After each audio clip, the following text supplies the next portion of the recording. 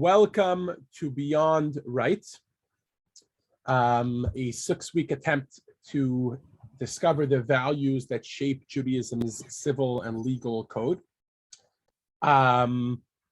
Before we begin, I want to take a moment to just clear up a few things, make a few general announcements.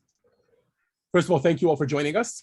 And thank you to those of you that came on time. I appreciate that. And this course has topped, it's been our most popular course to date at the Pasadena Jewish Academy,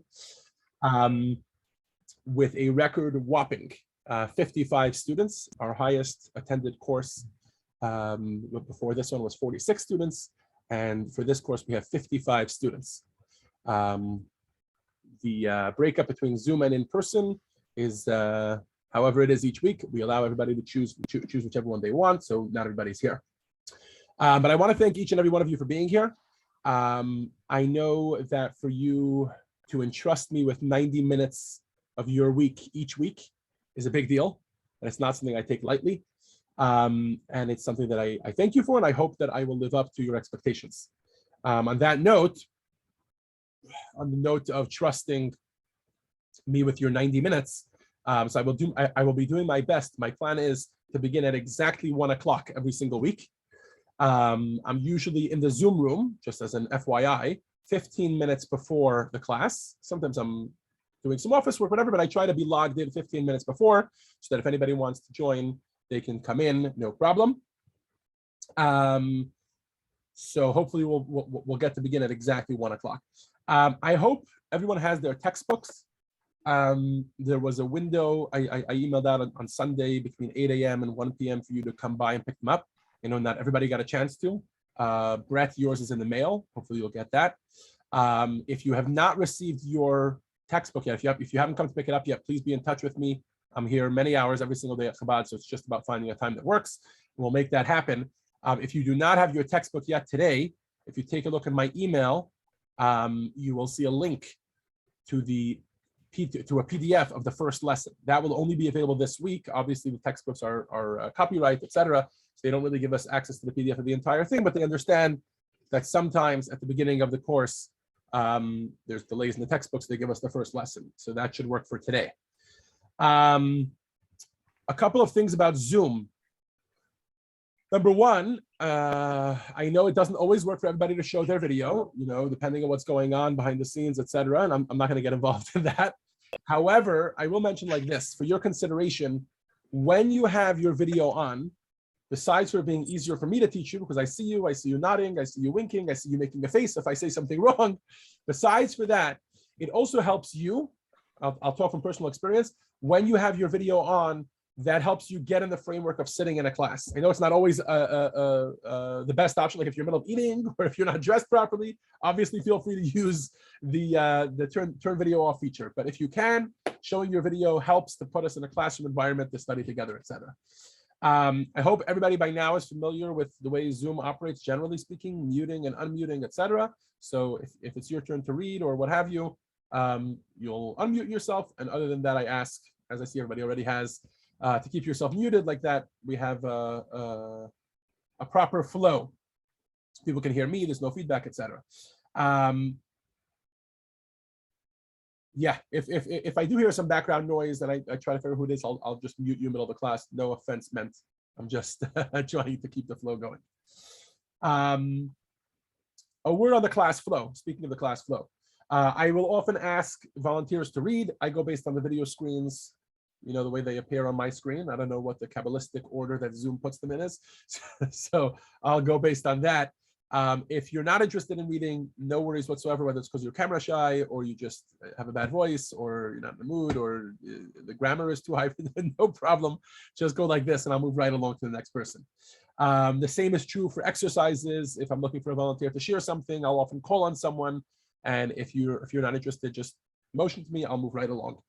They're not mandatory whatsoever. I'll move right along, picking on the next guy. Questions, right?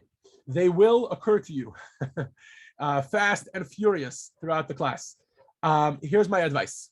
This guy, for those of you that picked up your books, you got one inside the bag. That is your best friend.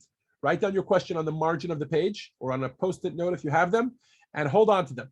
For starters, many questions are answered as we go through the class, but besides for that, for you to unmute or even raise your hand, that disturbs the flow of the class. When we're trying to communicate an idea, you have the question, nobody else does yet. So hold on to it. And at the end of the class, I'll take questions for anything that happened along the way. And if you write it down, you'll remember them, and either they'll have fallen by the wayside based on the continuation of the class, or we'll address it then. Now would be a great time to take this device, our favorite distraction from everything, from family time, from quality time, and of course from Torah study. Now would be a great time to put it on mute or on vibrate, not because you're going to disturb me. You're already muted in the Zoom, but so that you shouldn't be disturbed. Emails, I think that's a very important announcement to make. If you're here, that means you probably got my email and you had the link to log in. But those emails, you can expect them twice for every class. One the morning of the class at about 8 or 9 a.m. We'll come in. It'll be a reminder that the class is happening this afternoon, this evening, and with the login information, although it's the same every week, and clearly you got it right, but you'll have it there. And then after the class, a pretty important email. First of all, it's a follow-up email, which means I'll put in any links to books, articles, follow-up videos, or something that I saw, or anything that I want to reference, other courses, classes that I've given. If I want to reference, I reference them there, and I'll link to them. It's just a way of following up with all the different things that occur to me as we're going through the class. I put them there, like that. You can follow them up in your own free time. It's also where I put the video recording. So on that note, for those now that we're on Zoom, this is being recorded. So bear that in mind as we go through. And I'll put a link to that recording in each follow-up email. The last and probably most important reason why I send out a follow-up email is in order to open up the conversation. After every single lesson, I send it out. If you want to vehemently disagree with something I said and you didn't feel comfortable doing it in the class, or if you want to laud my praises or just ask a question, that's a great place to do so. Hit the reply button. I try to always make myself available in general and via email specifically. So that's that. After tonight's class, that means after I repeat this class at 7:30 tonight, and after each subsequent class, that email will come, and you should have access to all that. If you're not getting the emails, by the way, check your spam, because I am using one of these programs to send them out. So it could be your email is automatically filtering it into spam. If you don't see it there, that means I don't have your email address or I have it with a typo. Please reach out. We'll make sure to get that corrected. All right. I think we are just about ready to begin. So once again, welcome to Beyond Right, the values that shape Judaism's civil code. Today is lesson 1, where we will be talking about beyond good neighbors, the laws of damages and disputes. Tonight, this afternoon and tonight's class is sponsored by Jonathan Gelman. Jonathan is here today. Thank you, Jonathan, in loving memory of his grandparents. Pardon me in advance, Jonathan, if I mispronounce them. Zinivi and Zoya Fishko, and Rosa and Nikolai. It's supposed to say Gelman, I assume, but it says German. All right. Okay. So thank you for that. If you'd like to sponsor a future class, please get in touch. We'll make that happen. So we're here today to discuss the laws of Judaism, but from a very, very unique perspective. The truth is that this course is very unique in terms of all the courses that we've given at the Academy so far, because it blends 2 genres together. Up until today, any course that I have given at the Academy has been one of 2 genres. One, inspirational, motivational, with the goal of enhancing our lives, making us better people, meaningful, etc. Right? Cue meditation courses, cue Tanya classes, cue even the weekly Parsha class, where our goal is to take away some sort of powerful life lesson, etc. Right? The other category is strictly logical, more seichel-like, as they say in Yiddish, right? Where you got to use your brains to nitpick. It's a Talmud class, or it's a Jewish ethics class, or it's a legal class, etc. Right? This course is a unique blend between the 2 of them. What do I mean by that? The truth is that while you may or may not have been aware of it before this course, Judaism has a legal code, a civil code, with all, and we use the word civil, we mean, generally speaking, all laws that are not ritualistic in nature. In other words, an issue between man and man, 2 friends get into a dispute, right? Some sort of civil code. But Judaism is not the only one to have such a body of laws, right? The fact of the matter is that any society that has existed till today has had to have some sort of body of laws, right? Whether it's ancient Egyptians or cavemen or what have you, the moment there were two people disagreeing, right? So they had to come up with some sort of set of rules or laws. It might not have been as sophisticated as they are today, but they had to have had a set of laws. And the truth is that a society's values in general throughout history have always been expressed through its laws. What do I mean by that? For example, Western society, right? Think, for example, the US, right? There's the US and Europe, for that matter, right? Western society, there is a tremendous emphasis on freedom of the individual and equality, right? As basic values. And many of the laws that follow as a result are based on upholding these values. However, even within Western democracies, there is a difference between, for example, the United States and European law, right? You can see this both in the values that they strive to uphold and then subsequently in the laws that come out as a result. So, for example, United States law, we're all familiar with the fact that the Declaration of Independence declares life, liberty, and the pursuit of happiness as inalienable rights, right? As a result, we get laws. That reflect as such. Okay. The United States laws are much more focused, for example, on individual freedoms. So therefore, you see in the laws, right? You see things like freedom of speech, things like as a very strongly protected right, right? You see things like freedom of religion as a very strongly protected right, etc. European law, by contrast, right? Think, for example, the French national motto is liberté, égalité, and fraternité, right? Liberty, equality, and fraternity, right? They lean much more towards equality than to individual freedom. Cue some of the laws that we know are different and perhaps even better. I mean, I'm not here to talk about which one is better or worse, right? So, some of the laws that are different in countries such as France and in Europe in general. I spent 3 years in yeshiva in France, and we saw this clearly, right? There's much more of an emphasis on social welfare, social medicine, etc., because the emphasis is much more on equality than it is on freedom of the individual, of individual rights. In the US, for example, the value of freedom of religion, right? That's one that's important to me, so it's one that I'm familiar with, is understood as to require a strict separation of church and state. Right? For example, the government is therefore not even allowed to provide funding for private religious schools, because heaven forbid that the government should be involved with religion, right? That's an emphasis on protecting the individual's rights. By contrast, in European governments, they generally don't interpret freedom of religion the same way, and private religious schools can receive government funding, right? So clearly there's a difference in values, and as a result of the difference in values, as a result of the difference of the goals that they're trying to achieve, right? The laws begin to reflect that. We have different laws in different societies. That's a general word. By the way, a lot of these things might be historically affected, right? For example, the United States didn't really go through a Holocaust or a fascist regime, etc. They did have running away from the British and tyrannical governments, etc. That's what affected their laws the most, right? Whereas in Europe, especially modern Europe today, might have been very much affected by things like that, things like the French Revolution, etc. Okay. Today's lesson will focus on the question of the purpose of laws in the Torah.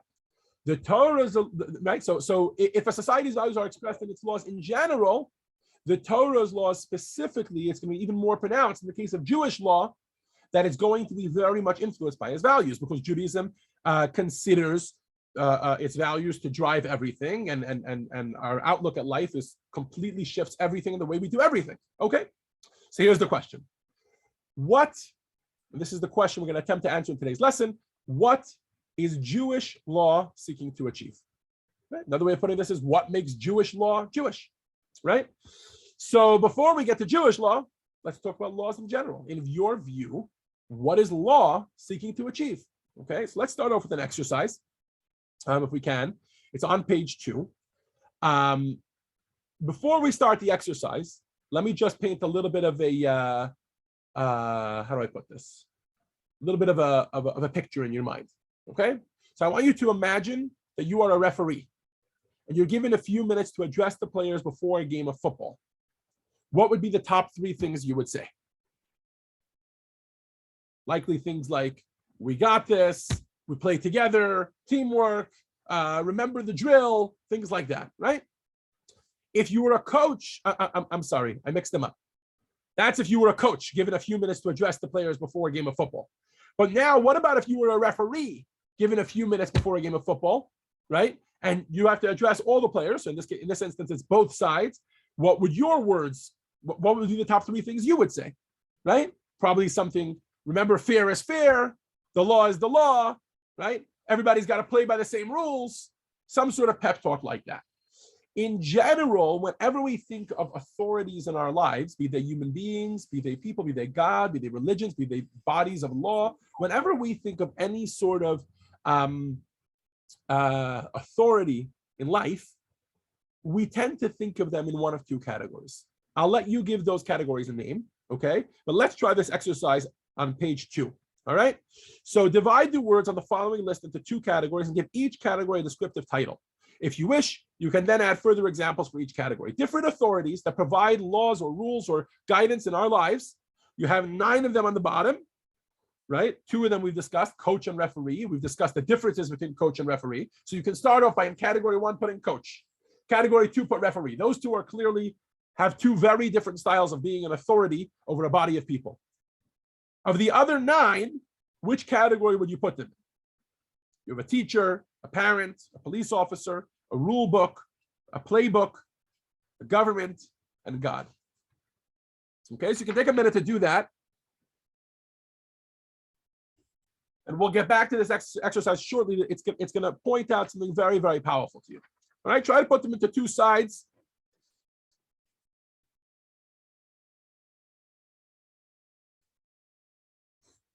Those more similar to coach, those more similar to referee, and try to get 2 categories out of them. If you feel like you have a descriptive title for each category, that's great. If not, leave them alone. We'll get back to them in just a minute.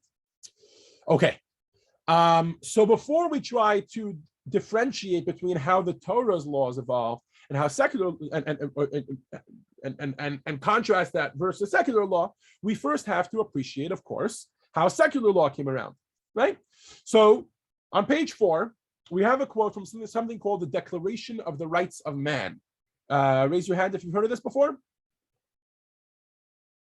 Anybody? Oh, I'm sorry, I didn't mean to share that. Hold on. The Declaration of the Rights of Man was drafted by one man who's a little more famous than the other, Emmanuel Joseph Saez and Marquis de Lafayette. It was in consultation with Thomas Jefferson and was approved by the National Assembly of France in 1789.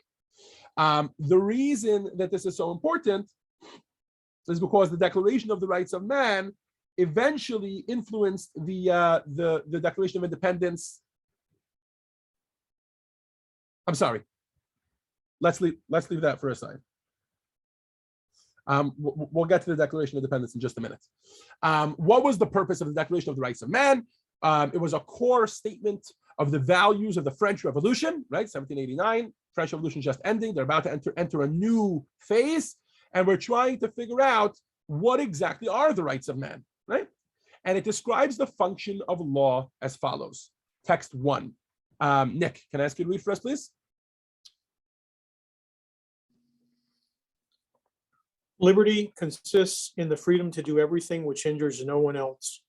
Hence, the exercise of the natural rights of each man has no limits, except those which assure to the other members of the society the enjoyment of the same rights. These limits can only be determined by law. Law can only prohibit such actions as are hurtful to society. Nothing may be prevented which is not forbidden by law, and no one may be forced to do anything not provided for by law. Okay, so thank you, Nick. So the Declaration of the Rights of Man starts off by declaring liberty. What is liberty? Liberty is everything. Liberty is the ability to do everything. So what is the role of government and law, which prohibits our liberties? Their only right is in a situation in which one person's liberties are going to affect another person's liberties. In other words, if you, by expressing your liberty, are going to be causing issues to someone else's liberty, that's the role of government. That's where government comes in. The Declaration of Independence does the same thing, right? Most people are familiar with it by heart. If not, I'll read it for you. We hold, starting off by declaring liberty, right? We hold these truths to be self-evident, that all men are created equal, that they are endowed by their creator with certain unalienable rights, that among these are life, liberty, and the pursuit of happiness. In other words, everybody's allowed to do that, no matter what. But then, that to secure these rights, governments are instituted among men. In other words, to make sure that my pursuit of liberty and happiness is not interrupted by your pursuit of liberty and happiness, that's the role of government. That's the role of the body of law. Okay, now let's turn to the Torah's perspective, how the Torah perceives itself in the role of its laws. Now, I do need to make one disclaimer here. With regards to probably this whole course, when we talk about the Torah's laws, we are not talking about any of the ritualistic laws. We're leaving out of this conversation laws about Shabbat, laws about shofar, laws about shaking a lulav, etc., etc. Okay? We're talking strictly about laws that are civil and criminal. In other words, the Torah's laws governing interpersonal conduct. Okay? So we've established that how does secular law perceive its purpose? To protect the rights of the individual and maintain public order. That is the idea. What about Jewish law? Right? So Jewish law, as it turns out, starts with a story. 600,000 Jews, or based on proper estimation, about 2 million Jews, gathered at the foot of a mountain at Sinai, right? 10 commandments, God gives them the Torah. 40 days later, Moses comes down with 2 tablets, and he starts to teach them the laws. These laws are dictated in a parsha, in the parsha, immediately after the parsha which describes the giving of the Torah at Sinai. The parsha is called, not surprisingly, Mishpatim, which means laws. Okay? As we start to get into the nitty-gritty of the laws, it starts off with the words, Eila mishpatim asher tasim lifneihem, these are the laws you shall put before them. Now, Rabbi Yitzchak Abarbanel, a 14th century rabbi that you can read about on the sidebar, describes the purpose of Jewish law. Jonathan, can I ask you to read for us, please? We're on page 5, text 2. Yes, of course. Every human society requires laws. What is the advantage of God's Torah laws over the legal system set up by other nations? Why does the verse state, these are the laws you shall set before them, thereby telling us that these laws are a unique divine system exclusively given to us by God?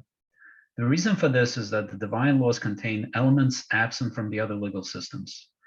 God's laws are based on the principles of compassion and goodness. That last line is probably the most important line.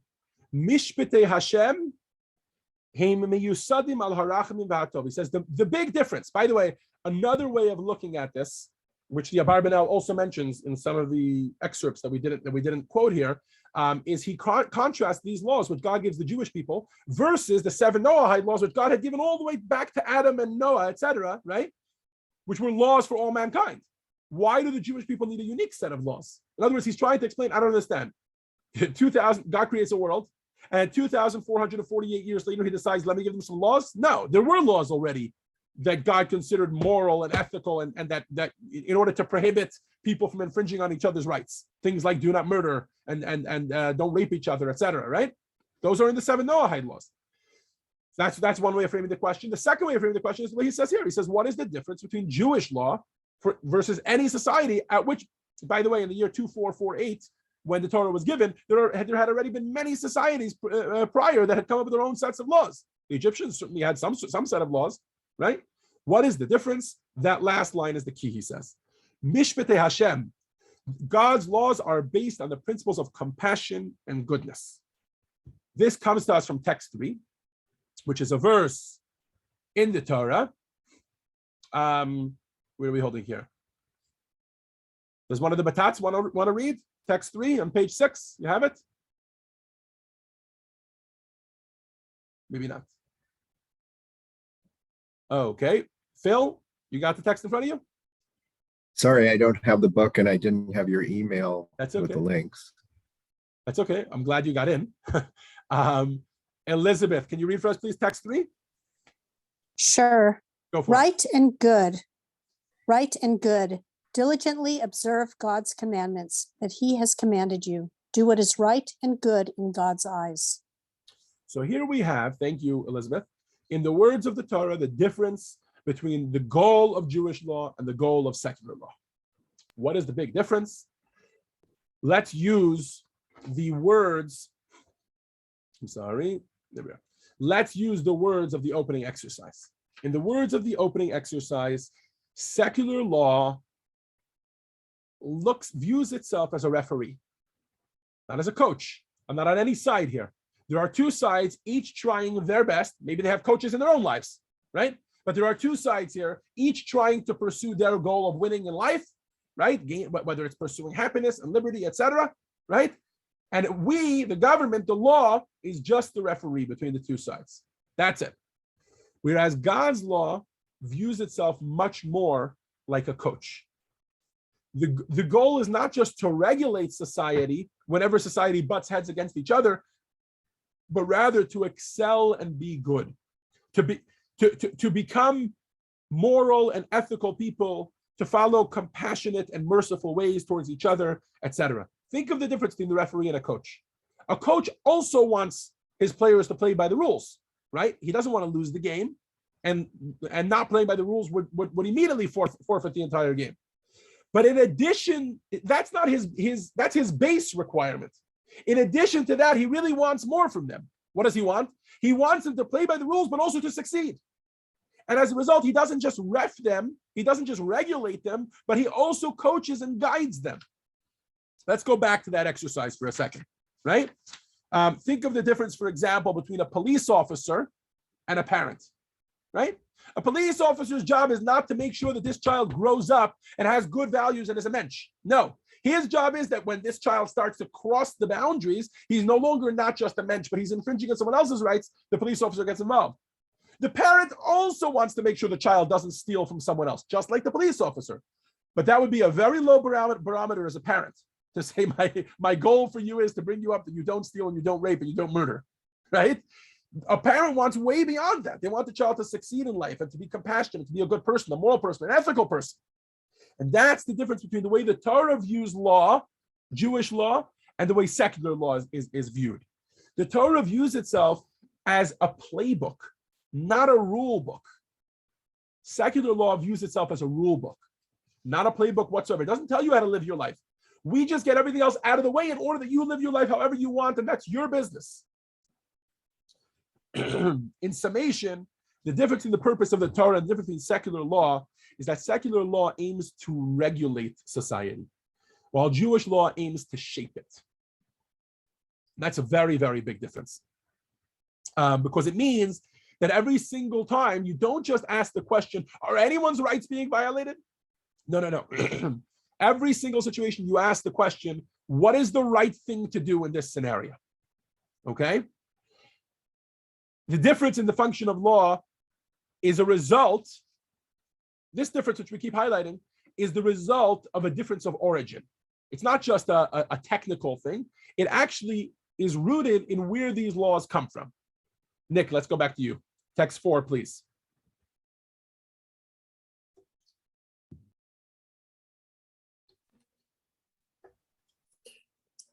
Secular law, page 4.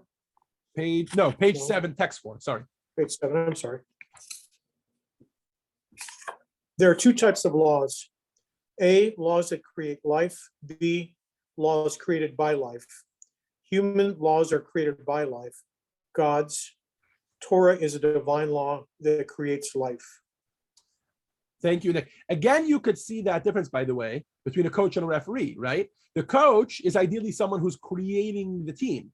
He makes the team what it is. Of course, he cares for all of the team's well-being, not just that they shouldn't get into trouble, but that they should actually be successful.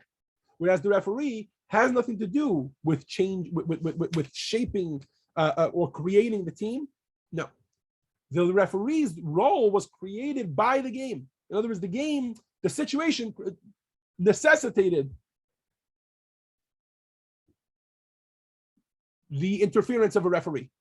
In other words, The coach, he's the one who created the game to a certain degree. The analogy is starting to fail here. So let's go back to the original, right? God created the world. And God created the world based on the laws of the Torah. In other words, God looked inside the Torah, and through that, he created the world. Secular law is a Johnny-come-lately. It says we see a world, we see people, we see life, so we got to figure out some sort of laws, some sort of rules to regulate this life. And that's where secular law comes from. Whereas Torah precedes the world. By the way, this also explains something else that's very, very. Where were we, guys? So secular laws are created by life. So therefore, they're created by life necessitating them. So therefore, they regulate society. And Jewish laws are the Torah actually created life, and God actually created life, and therefore that is what shapes society, not what society needs to shape. Okay. This also explains a very technical difference between secular law and Jewish law, which I referenced in one of my emails. It's interesting to note that secular law is studied almost exclusively in the secular world by lawyers, judges, politicians, anyone who's going to be in a legal profession, a legal professional. Whereas from a Jewish perspective, any Jew, right, that grows up learning Torah immediately goes to yeshiva, and they spend hours and hours and hours in yeshiva. What do you think they spend so much time on? You know that a tremendous bulk of that time is spent studying the laws of the Talmud on how to regulate life between each other. In other words, civil laws. Isn't that interesting? The answer to why there's such a big difference is because they're not meant just to regulate society. By the way, they all study it regardless of whether they intend to become legal professionals or not. Right? Just because they're Jewish, they study it. That's where the answer is. The answer is because Jewish laws are not just meant to regulate society, they're meant to shape society. So if I plan to be a rabbi and not a lawyer, am I planning to be part of society? Yes, then I should be studying Jewish law, not because I'm ever going to be enforcing that Jewish law, but because I should understand what the moral and upstanding way to live life is. Okay. Now, that is a general introduction. What we've done for the past 20, 25 minutes has been a general introduction to the entire course. In other words, these are the differences between secular law and Jewish law.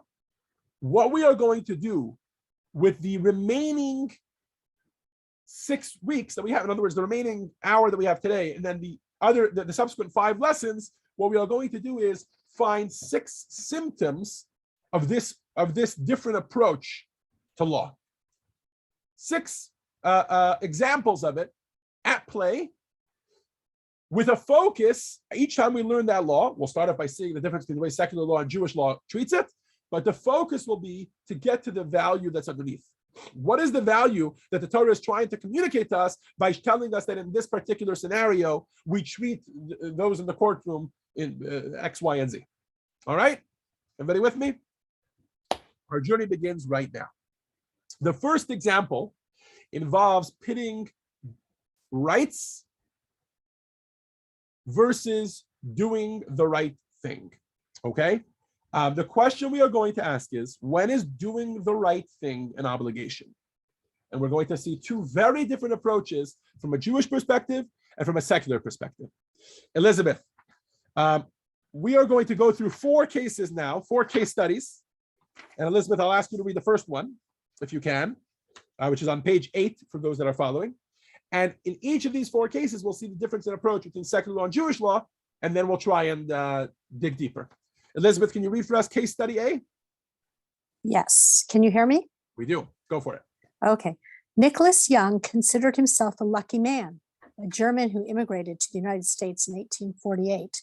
Young had worked hard to carve out a living for himself and eventually prosper as the owner of a mortuary in San Francisco. The business allowed him and his wife, Rosina, to purchase a modest lot on the top of California Street Hill, where they built a quaint cottage-style home and planted a beautiful garden. Every day, California sunlight and fresh air would stream in through their windows. Young had no reason to believe that anything could interrupt his idyllic life, or that any one person could somehow deprive him of the beautiful days he'd worked so hard to enjoy. But Young also hadn't accounted for Charles Crocker, a very rich and very petty man who would eventually become both his neighbor and the bane of his existence. At 6 feet tall and 300 pounds, Charles Crocker cut an imposing figure. He'd filled his bank account by being one of the big four barons behind the building of the Central Pacific Railroad. By the 1870s, he could afford whatever he desired, and what he wanted was to loom over San Francisco like a gargoyle. Crocker and his wealthy partners began scouting California Street Hill for its scenic views in proximity to the city's financial district. Soon, a group of wealthy men, including Crocker, were buying up all the homes on their chosen blocks. By the time Crocker was finished, he had erected a 12,000 square foot mansion.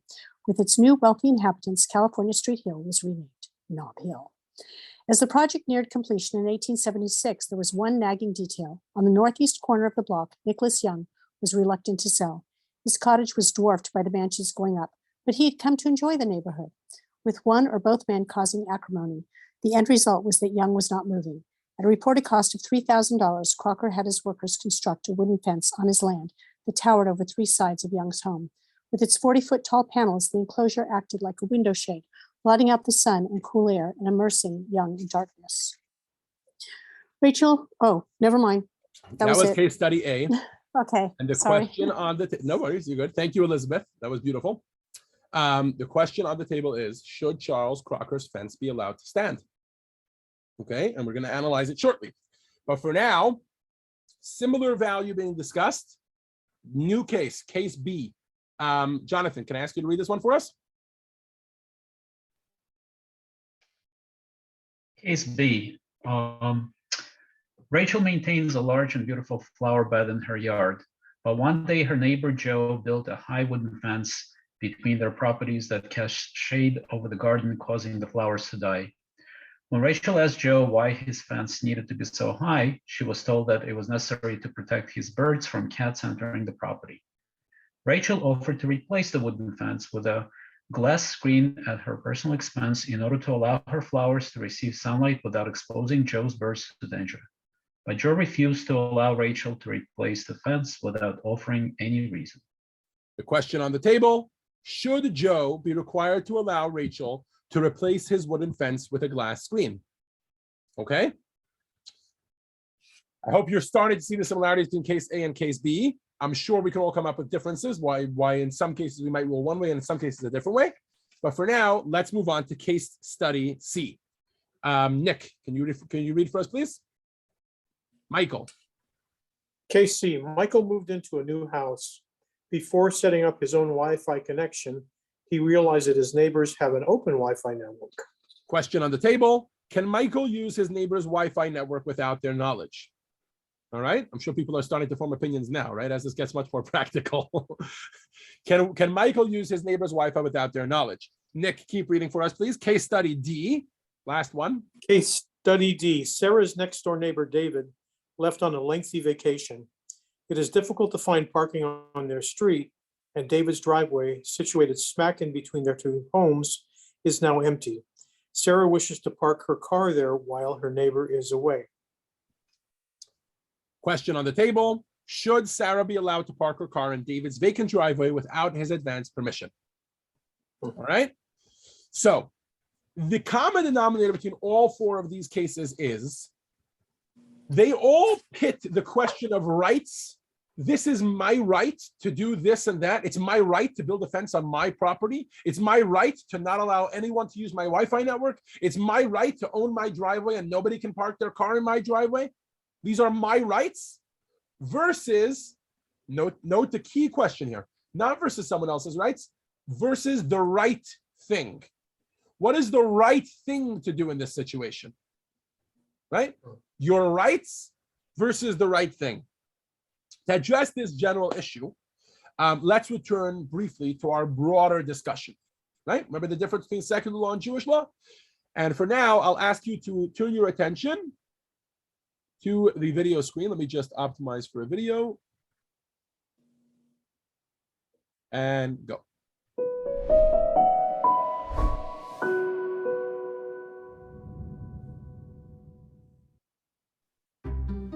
If God created the universe in 6 days, it certainly did not take 40 days for God to hand Moses 2 stone tablets. So what was Moses doing up there all that time? He was internalizing a vast body of instruction to transmit to his people. So once the smoke and sounds of Sinai subsided, Moses began to teach, and the Jews were most surprised. They'd expected Moses to begin with a detailed series of highly spiritual rituals or meditations, matters that Moses had to go up to heaven to receive. Instead, Moses first launched into topics far closer to earth than to heaven. He rolled out a unique civil system with requirements unlike any other. Here are a handful of surprising examples. The finder of a lost item must proactively collect or secure the item, and then preserve it while actively seeking its rightful owner. Beyond banning defamation, the Torah even forbids gossip among friends. It requires an individual not only to rescue those being harmed, but to act preemptively. It makes it illegal to look the other way when a fellow traveler is hopelessly stuck along the roadside. It mandates respect for the elderly. It criminalizes the malicious delivery of bad advice. It illegalizes the verbal abuse of individuals whose disabilities prevent them from recognizing the abuse. But surely, the Jews challenged Moses. God prefers spiritual worship instead of looking out for stranded traders and fallen bracelets. Ah, replied Moses, I will soon instruct you in Judaism's rituals and festivals, but you must know that these civil laws are also spiritual. You see, God's goal is not for you to transcend the earth, but to change it and make it more heavenly. You will notice that the Torah's legislation is more than a guide to protecting rights and maintaining social order. No, these laws include mechanisms for molding a righteous civilization. From now on, each of you is legally obligated to do the right thing for those around you, and to proactively extend yourself in the pursuit of good and righteous conduct. With that, Moses and the Jews launched into a spirited study of Jewish civil practice and its aspirations of a righteous society, a study that flourishes until today.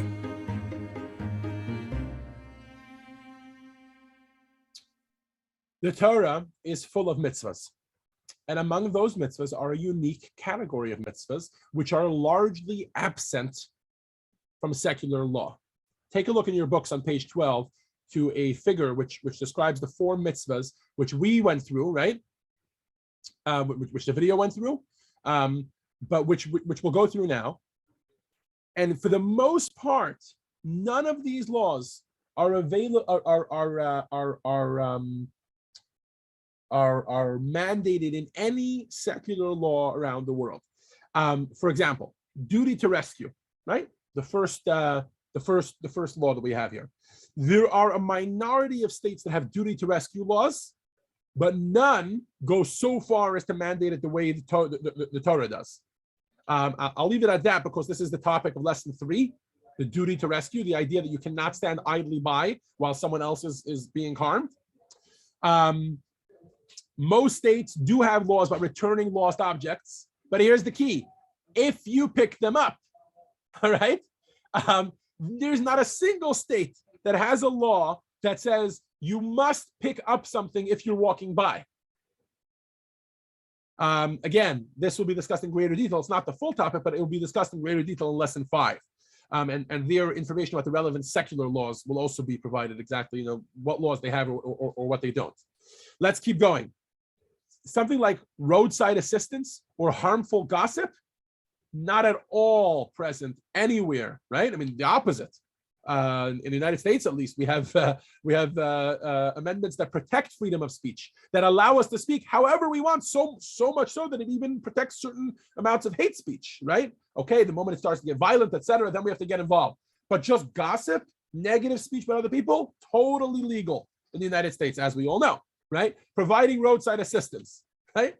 I'm not going to ask for a raise of hand here, but I'm going to assume, I'm going to go out on a limb here and say that every single one of you has been driving along the 134 at some point or another in a rush and seen somebody on the side of the road waiting for AAA and said, none of my business, I keep going. But from a Torah perspective, it's embedded in the actual laws of the Torah. The rest of our lesson today is going to go further than that. to see the rabbinic injunctions, which were presented in this spirit, to go into extra things that we can do even beyond that, following the Torah spirit, etc. But these are laws that are in the Torah, mandated by the Torah and punishable by law. That now it depends to what degree each one, depending on what's going on. But that's the point we're trying to make here today in this lesson. That in addition to all of the details, right, the Torah doesn't just tell us what happens if you pick up a lost object and you break it.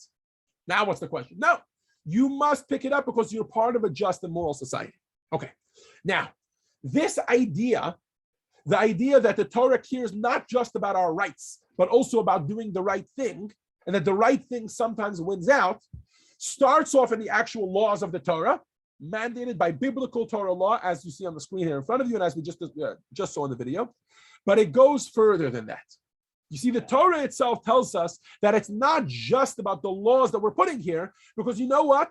Moral, compassionate, upstanding way of living is not something you can ever put down in a set of rules. You can try to make some, but you'll never fully be able to put it down in a set of rules. And that's where text 5 comes in. Elizabeth, can I ask you to read for us again, please? Yes, I'm sorry. Where do you want me to read again? Text 5, page 13. Okay. Our sages expounded on this verse and explained that it instructs us to go beyond the letter of the law.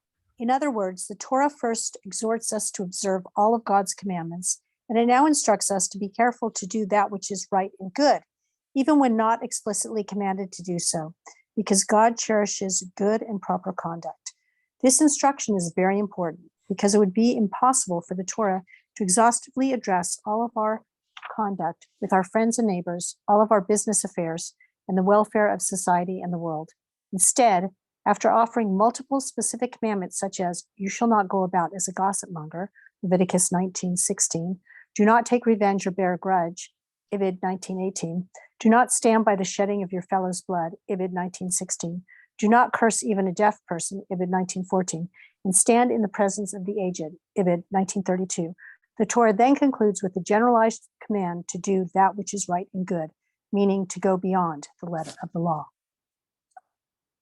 Okay, we are examining here, I should have mentioned this earlier, we are examining here text 3, okay? That's what Nachmanides is doing.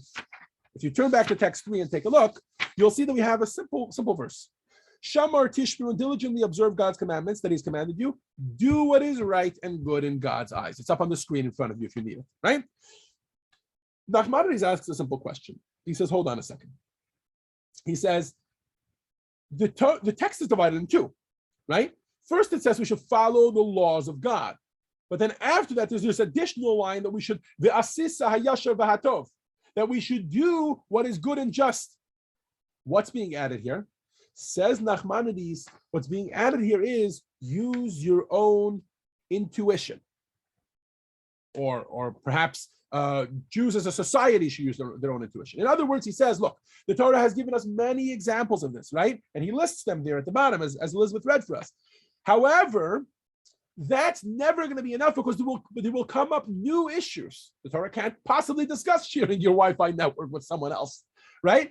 So the question is, how are you going to deal with those? Says the Torah, I can't tell you, but I can give you general instruction that not just should you do what is right, what is by your rights, you should do the right thing.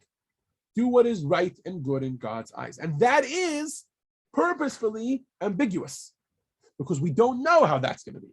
We don't know how that's going to play out. The relationship between the two parts of this passage, in other words, observing the commandments and then doing what's right and good in God's eyes, can be compared, for example, to body and spirit, right? A body is a very physical thing, right?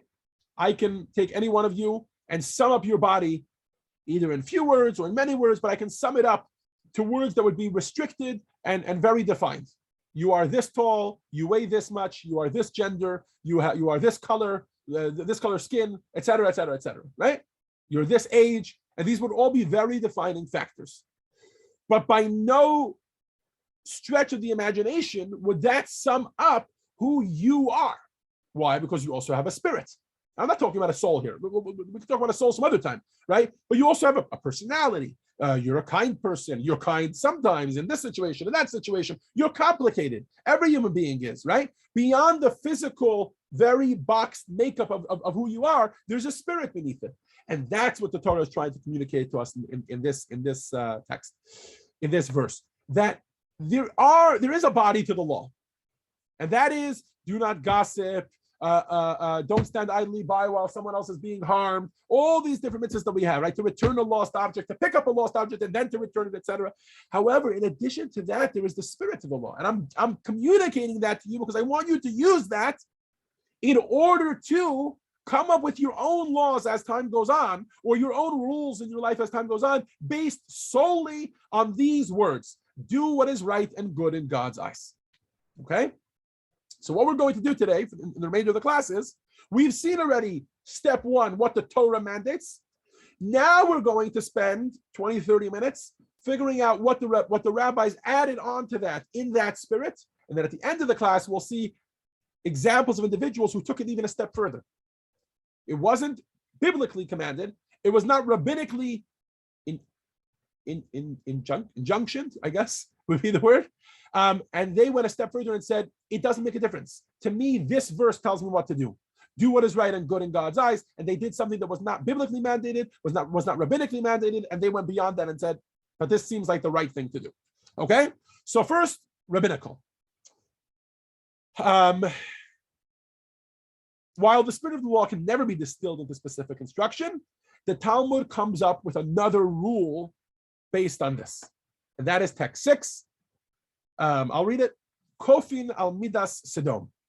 A person is compelled by law not to act in a manner characteristic of the inhabitants of Sodom. What was the city of Sodom? The city of Sodom. Did I skip this one?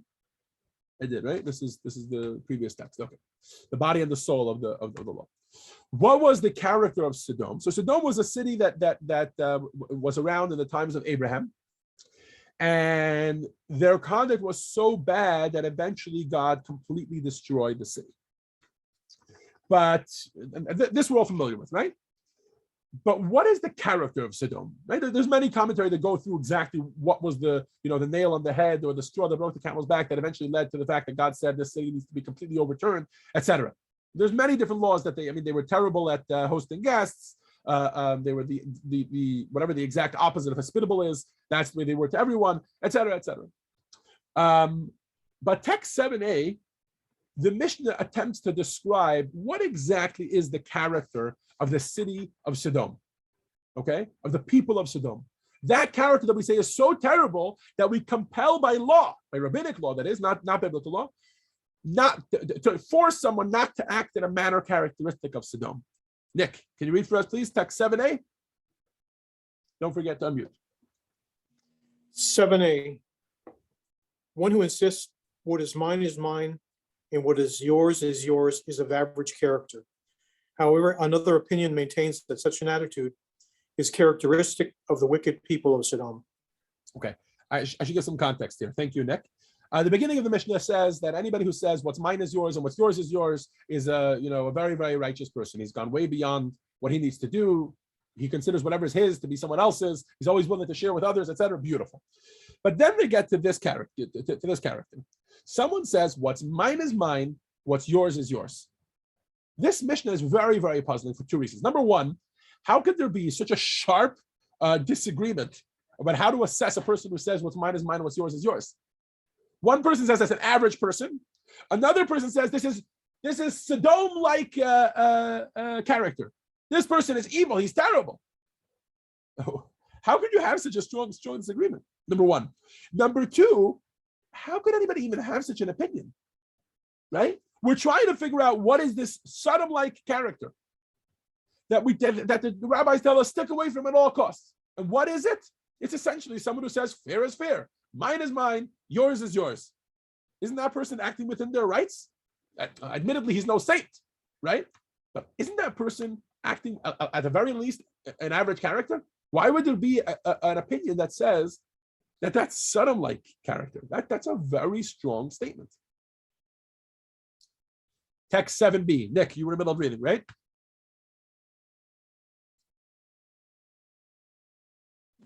I'm sorry, Rabbi, continue. Yes, please. Text 7b. Both statements in the Mishnah are valid because the second view, which classifies such conduct as wicked, refers to those who refuse to permit others to benefit from them, even when they will incur no personal or monetary expense as a result. Such conduct is characteristic of the inhabitants of Sodom. By contrast, the first view in the Mishnah, which classifies such conduct as average, refers to those who refuse to allow others to benefit from them when doing so would come at a personal or monetary expense. Individuals who adopt this approach cannot be compared to the inhabitants of Sodom because they simply seek to avoid incurring losses through the actions of others, just as they would not inflict a loss upon their fellow. This indeed reflects the average character. And this, says the Meiri, is the disagreement inside the Mishnah. So text 7a, two opinions. Someone who says what's mine is mine, what's yours is yours. Here's the big question on the table. Will he incur a loss in order to give someone else? Says the Meiri, if he will not incur a loss, right? Despite a lack of personal loss, he just won't give others benefit just because mine is mine and yours is yours and fear is fear, even though he won't lose anything by giving the other person. That's Sodom-like character. I get it. If you're going to lose something in order to give someone else, that's average. You keep what's yours, and if you're going to lose out by giving it to someone else, then you don't do that. That's average character. But if despite lack of personal loss, you refuse to help someone else, right, and you still stick by mine is mine, yours is yours, that's when we consider it Sodom-like character. As an ethical principle, I think this is something that everyone appreciates. But as text 6 states, Jewish law doesn't just leave it in the realm of ethics, right? Let's go back to text 6. Koifin al midas Sodom. A person is compelled by law, rabbinic law that is, not to act in a manner characteristic of the inhabitants of Sodom. We say, if someone is in a position where they can help someone else and lose nothing, absolutely nothing, we'll soon see, we're very careful to make sure they're not losing anything, right? But absolutely no sweat off their back and help someone else, then we actually compel them by law to help them. Okay? The Talmud discusses a case of this principle in action. It's very lengthy and very nuanced. If you don't study Talmud often, then it's a little bit difficult to read. So instead, text 8 is the Rambam or Maimonides as he summarizes these laws. Elizabeth, I think we're back to you. Text 8. Okay. A person has windows set in the lower portion of the wall of his house, and his neighbor desires to erect a building that would block them. The neighbor proposes to solve the problem by installing new windows in the upper portion of the homeowner's wall. If this arrangement won't cause the homeowner any difficulty at all, it would not require him to leave his home during the construction, he cannot prevent the new neighbor from performing this construction. The homeowner is compelled by law to allow the neighbor to close the windows on the upper bottom part of his wall and create new windows higher up. This is because it would be Sodom-like conduct for the homeowner to refuse this accommodation. This principle applies to every situation in which one individual will benefit, while his fellow will not lose anything as a result. In all such cases, the relevant party is compelled by law to cooperate. And that last paragraph is the most important part. In other words, of course, the neighbor has the right to protect anything that's his, whether it's sunlight or a view or anything like that, he has the right to protect it. But if the other neighbor presents a solution, whatever it is, that resolves the issue that neighbor A had, while at the same time giving him what he wants, in other words, to say, you can give me without losing anything, right? The individual, in every situation in which one individual will benefit while his fellow will not lose anything as a result, in all such cases, kofin, we compel them by law to cooperate. And this is a very, very powerful point. Why? Because this starts to help, first of all, it helps us answer case A and case study A and case study B, but also it shows us how the rabbis took this idea from the Torah of ve'asita hayashar v'hatov, you should do what is right and what is just, what is good, to another, and they took it to the next step. And they said, we're going to find situations in which this applies, and we're going to apply that same value, that same idea Sure, it's not a law that it says in the Torah, but that idea is there.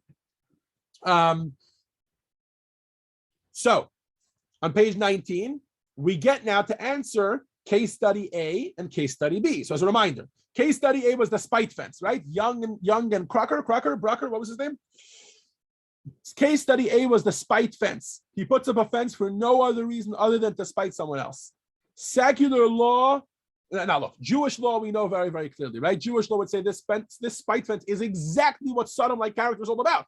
He doesn't need the fence. He doesn't want the fence. He just put it up to block somebody else. Oh, that's not allowed, right?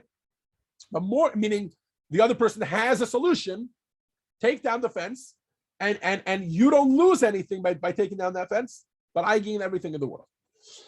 Secular law, however, deals with these cases quite differently. By the way, case study B, I don't think I need to mention, right? Case study B is basically the same as text 8, which was the Rambam we just read, right? When Rachel wanted to build a glass wall, like that she still gets sunlight while the birds and cats don't go over to his fence, that's basically someone finding a solution to a problem that's not going to harm the other person.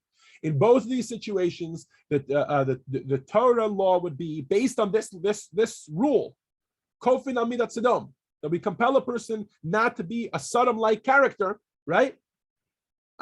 Based on that law, both of these situations, the spite fence would need to come down, and the wall would be able to be replaced with a glass wall at Rachel's expense, of course. Secular law deals with these situations very, very different. Why? Because secular law doesn't ask, is there a way for the fence builder to have the fence and still, right, and make everybody happy? Secular law doesn't look for that. Secular law asks, is the fence builder within his rights to build a fence? Which is why in 19th century California, Crocker's spite fence was considered legal and allowed to stand. And the same thing when it came to the glass wall, right? His refusal to allow Rachel to replace with a glass screen, it might be considered spiteful on moral grounds, but legally he would be under no obligation to allow Rachel to replace a fully legal wooden fence that he built. In this case, it's not so spiteful, right? It's just to stop the birds and the cats from coming over. He would have no obligation to replace it with a glass wall, even though Rachel is paying for it, etc. The difference between in approaches here, anybody remember, is the difference between looking at the rights, what right does each individual have, versus what is the right thing. Secular law asks, what are his rights, what are her rights? Jewish law asks, what is the right thing to do? Now, until now, we've discussed a compelling reason, we've discussed compelling a person to remove a fence in their property that harms someone else for no justifiable purpose. But Jewish law takes this even further. The idea of Sodom-like character even goes to extremes when it comes to situations, for example, such as squatters. Okay, I know this is a more heavily loaded topic, but let's see what it's all about. Where are we holding here? Elizabeth just read for us, right? So Jonathan, if you can, please, text 9. If one lives in his fellow's yard without the latter's knowledge, does he have to pay him rent or not? The question is in regard to a yard that is not on the market for rent, but the squatter is a person who usually rents. What is the law? Can the squatter say to the owner, what loss have I caused you? Or perhaps the owner can insist, look, you have benefited from my property instead of paying rent elsewhere. This is a case in which one individual benefits while the other does not lose anything.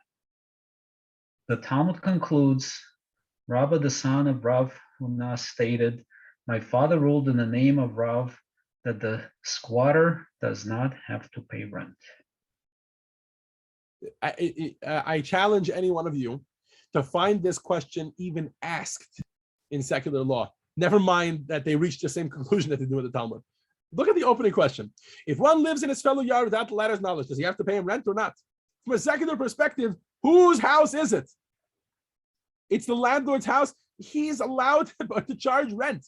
Even if you found it and he couldn't find a tenant and he wasn't even looking to rent it out, etc., it doesn't make a difference. You can't just squat in somebody else's property.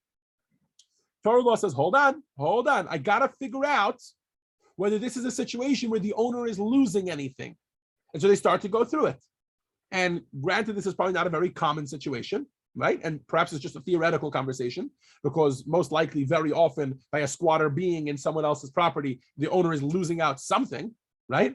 And by the way, there is one qualification. The owner has the right to protest and send the person flying. But if the owner didn't protest, and the guy lived there for 6 months, and then he leaves of his own accord, 3 years later, the owner comes to him and says, I want rent for the 6 months that you were there. From a secular perspective, of course he can demand rent. He might not get it, but of course he can demand rent. You were in my property for 6 months without it. You incurred a loss to me. Over, finished. Just by the fact that my rights were infringed upon. Jewish law says no. Hold on a second. This is a win and no loss situation, right? One person is gaining, the other person is not losing, right? Shali, shalach, shalach. What's mine is mine, and what's yours is yours. That's what you want to say, just for the sake of saying it, even though you're not losing anything. Sodom, you're from the people of Sodom, and we compel you that not to take rent. And text 10 begins to explain. Text 10 gives us that qualification, that there's one consensus of opinion in the Talmud that, hold on a second, there's a very, very specifically worded discussion. The owner cannot be compelled to tolerate the squatter's presence on his property. In other words, he's allowed to send him flying whenever he wants. The question is just, once he was there, can he collect rent? Text 10. Who was in the middle of reading? Jonathan, right? Go for it. This is the same Gemara. We only compel the property owner not to conduct himself like the inhabitants of Sodom regarding the past. The squatter who resided on his property without paying rent is not compelled to pay him rent for the past. At the same time, it is clear that the property owner has the right to protest the squatter's presence and need not permit the squatter to remain on his property. He also need not, by the way, provide any reason why he doesn't want the squatter on his property. Once he's done, he can say the squatter has to leave. But if there's a conversation happening about rent in the past, he's never compelled to need to do that. Okay.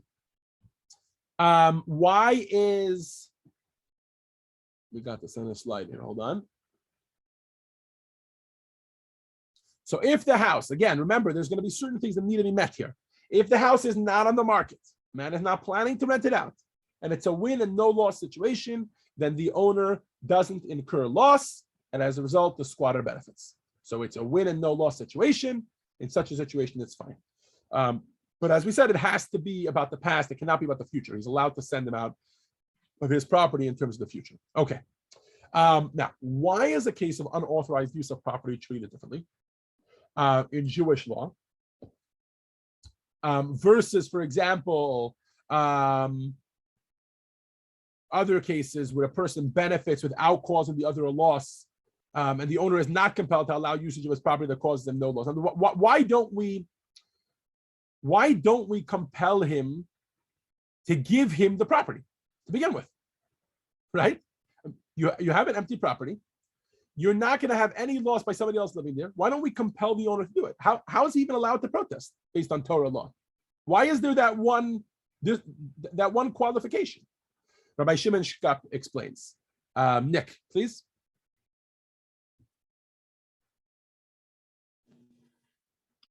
Text 11. Yes. In my opinion, the reason, how do you pronounce it? So Tosafot is the commentary that we Tosafot. just read earlier. Yeah, go ahead. In my opinion, the reason Tosafot rules that the property owner cannot be actively compelled to allow a squatter on his property is because compulsion in such an instance would be a forcible negation of the property owner's control over his own property. Most people would object to this. The failure of an individual to consent to something that most people would object to cannot be considered Sodom-like conduct. However, the squatter's presence on the property without the owner's knowledge doesn't negate the owner's control of the property because the owner retains the right to evict the squatter at any time. Thank you, Nick. Before I start to unpack this text, I just want to point out what we're trying to discuss here, okay? Just how ludicrous this would be from a secular perspective. From a secular legal perspective, you're now having a conversation, all right, about it's not enough that the guy is not going to be compelled to pay rent to the owner, but now you're asking, I don't get it. we should make him be able to stay there? The squatter should be able to stay there. Why are we even letting the owner kick him out? Right? This is his property. He owns the property. But Rabbi Shimon Shkop is attempting to explain why the owner has the right to kick him out. Because from a Torah perspective, if Kofi Namida Sodom, if we say if you're not losing anything and this other person stands to gain, we compel you to do it. So then we should compel him to give away his apartment, his house. So Rabbi Shimon Shkop explains that there's a unique detail here. What is that? When it comes to property, when it comes to a house, there is something about someone else being in your property that violates your control, if you will.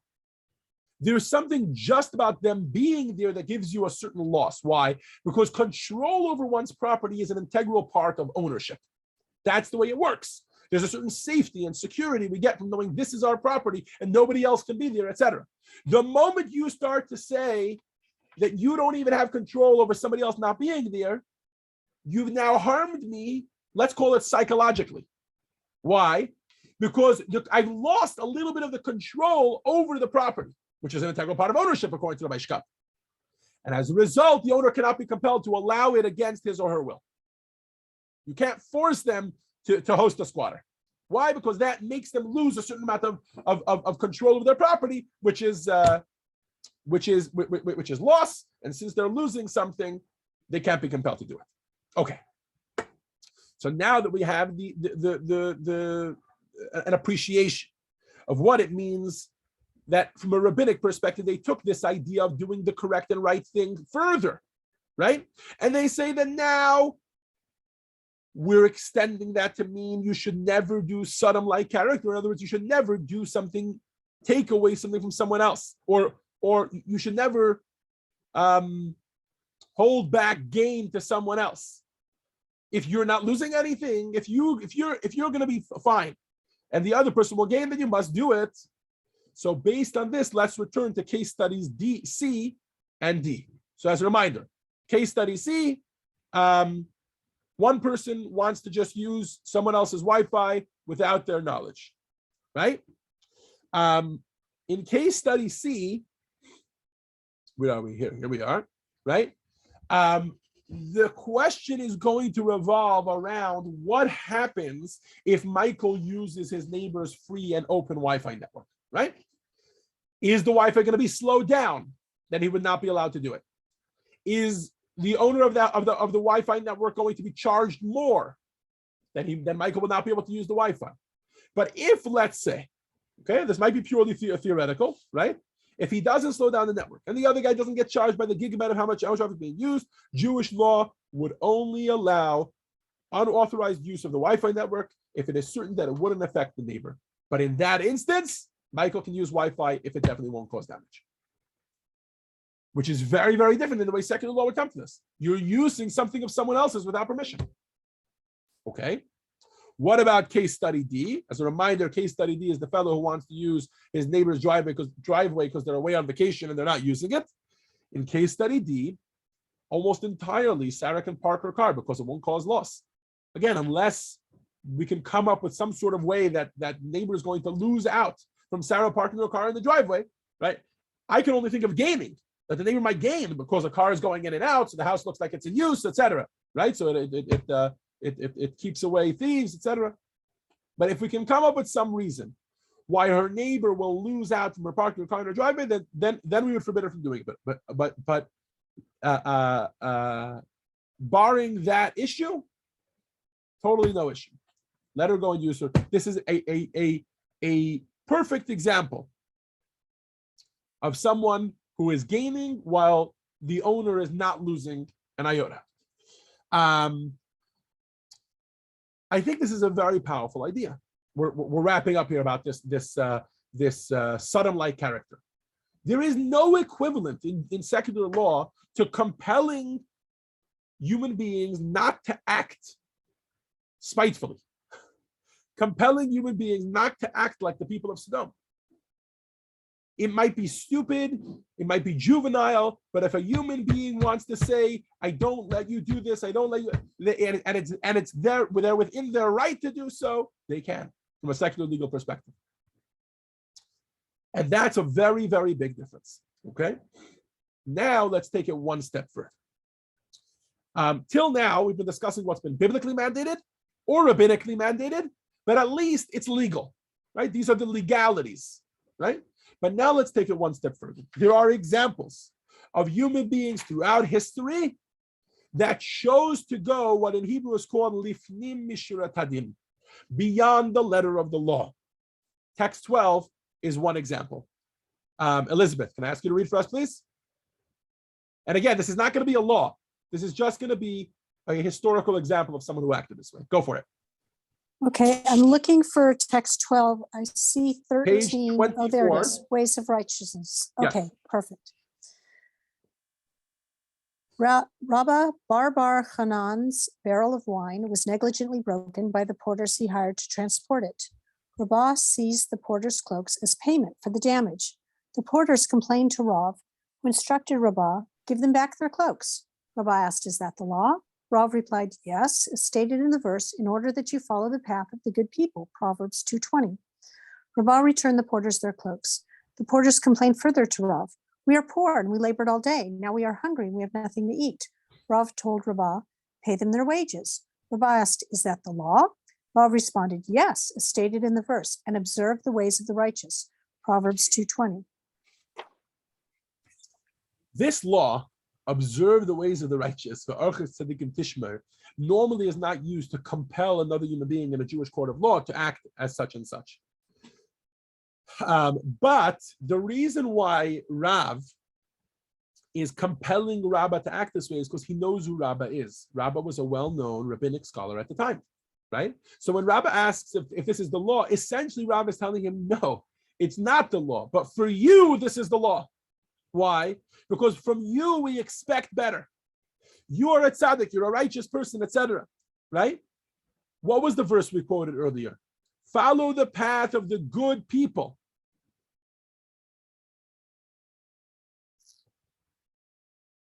There we go.